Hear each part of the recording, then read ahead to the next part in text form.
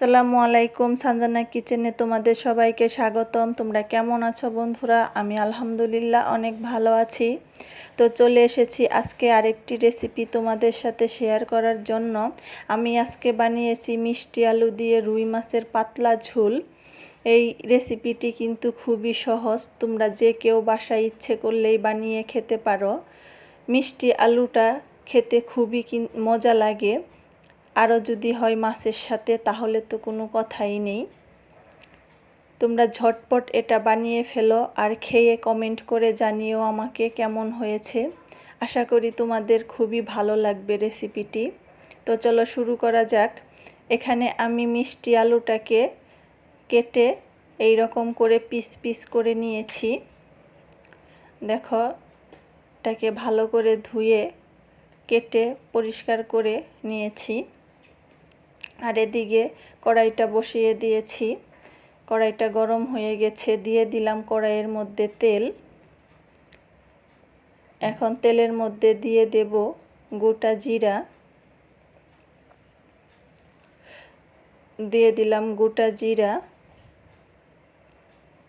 তো আমার ভিডিওটি যদি তোমাদের ভালো লেগে থাকে লাইক কমেন্ট শেয়ার করে দিও। আর আমার চ্যানেলটি যারা এখনও সাবস্ক্রাইব করোনি প্লিজ আমার চ্যানেলটিকে সাবস্ক্রাইব করে দিও। আশা করি ভিডিওটি শুরু থেকে শেষ পর্যন্ত দেখবে আর বেল বাটনটি অবশ্যই অন করে দিও পরবর্তী ভিডিওর নোটিফিকেশন পেতে। তো এখানে আমি গোটা জিরার মধ্যে দিয়ে দিলাম দুটো শুকনো মরিচ, পেঁয়াজ বাটা, কাঁচামরিচ বাটা আর দিয়ে দিলাম জিরা বাটা। এখন দিয়ে দিব আদা রসুন বাটা, দিয়ে একটু পানি দিয়ে আমি মশলাগুলিকে কষিয়ে নেব। এখন আমি দিয়ে দেব এর মধ্যে স্বাদ মতো লবণ, দিয়ে দিলাম মরিচের গুঁড়া, যেহেতু মিষ্টি আলু এর জন্য অল্প করে মরিচের গুঁড়াটা দেব। দিয়ে দিয়েছি ধনিয়ার গুঁড়া, দিয়ে দিয়েছি হলুদ গুঁড়া, দিয়ে মশলাটাকে ভালো করে কষিয়ে নিয়ে আলুটাকে দিয়ে দিলাম। দিয়ে একটু লাড়িয়ে এটাকে আমি ঢাকা দিয়ে রাখবো, এটা সিদ্ধ হতে একটু সময় লাগবে। তো ঢাকা দিয়ে রেখেছি। দেখো বন্ধুরা, আমার আলুটা প্রায় সিদ্ধ হয়ে গেছে। এটাকে আমি লাড়িয়ে নেব, না হয় নিচে লেগে যেতে পারে। এখন আমি দিয়ে দেব একটু পানি।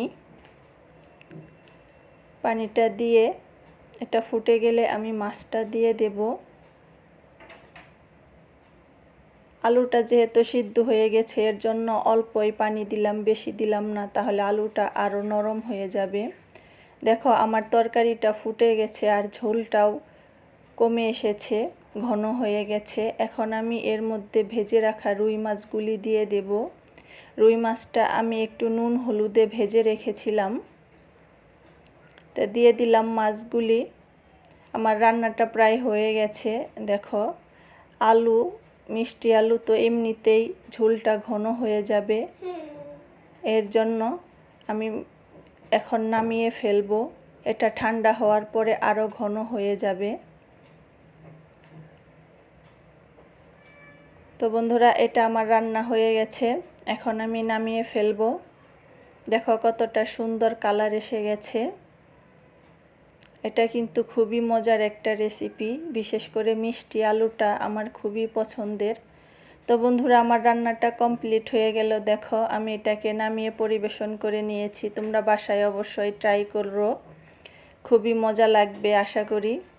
আমারও এই রেসিপিটি অনেক প্রিয়। তো ভালো থেকো, আজ এই পর্যন্ত, আল্লাহ হাফেজ।